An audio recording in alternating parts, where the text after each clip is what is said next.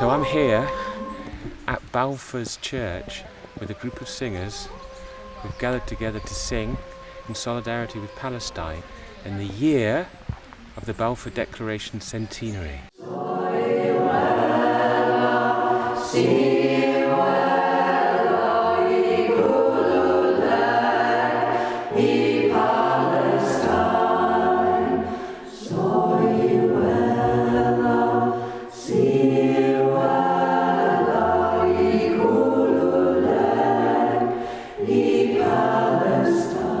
Arthur Balfour was the laird of Whittingham, so he owned Whittingham estate. At the kirk at Whittingham, there's a plaque there. He would have worshipped there as a child. There's a plaque there saying that he brought peace to the world. We now know that he didn't. He signed 100 years ago this year the Balfour Declaration, which was the document which allowed the Zionist movement to essentially steal nearly 70% of the land of Palestine in 1947 to 8.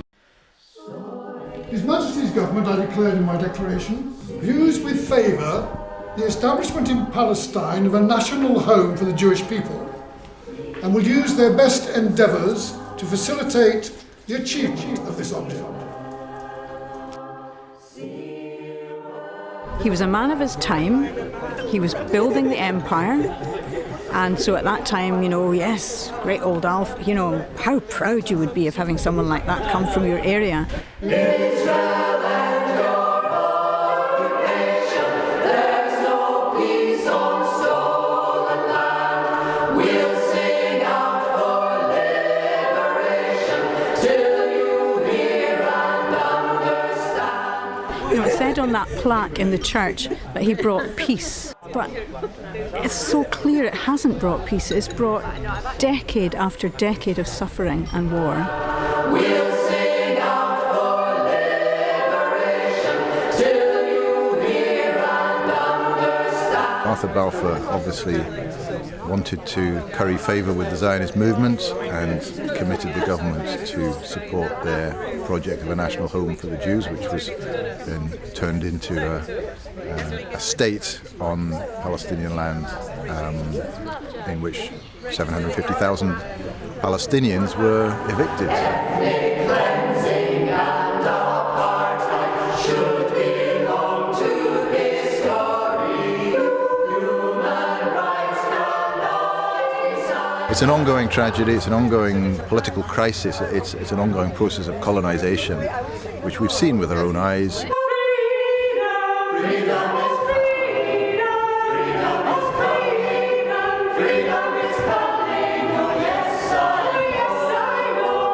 Singing is a very strong, non-violent action in solidarity with the Palestinians. Boycott, disinvestment, sanctions.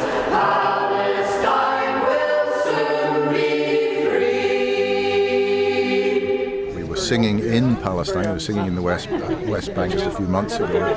We stood alongside Palestinian people, we were tear-gassed alongside them, and we wanted to go back to the roots of where that problem arose, which was the Balfour Declaration 100 years ago this year. So that's why we were singing Palestine solidarity songs in the kirk at Whittingham. They say this land is out of bounds. Our lives and our futures are out of our hands. On our last evening in the West Bank, the last evening in Bethlehem, Jawad, who had been with us a lot of the times on the demos and stuff like that, had mentioned Balfour. He was really angry, and he kind of said, like, the British, This land is not yours to put boundaries around.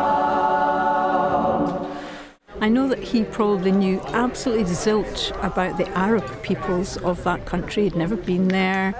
Most of the British establishment had never been there. They didn't know what they were doing. They were just carving up other people's country for themselves, for ourselves, for Britain, and not caring tuppence for the people that lived in that land.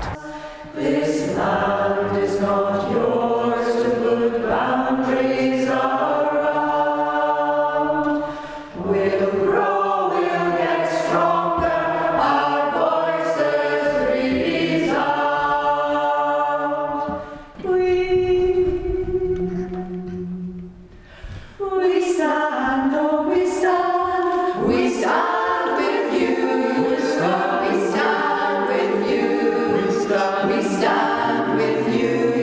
thought as British citizens we would sing in the Whittington Chapel and apologise to the Palestinian people for what our country has done to make their lives terrible.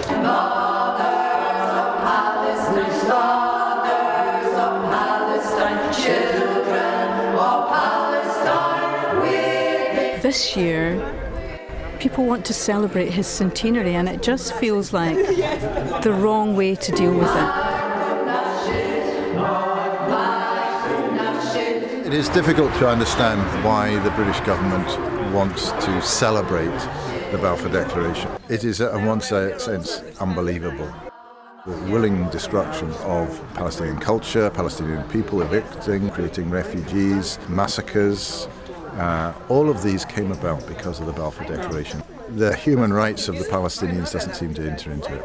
We stand, oh we stand with you. We hope that by sharing the filming of us singing and the recording of us singing, many Palestinians will hear about the solidarity that they are receiving from people in Britain, and in particular from the people who are close to where Balfour originated. But also many people in the English-speaking world will hear about the legacy of the Balfour Declaration and what it has done.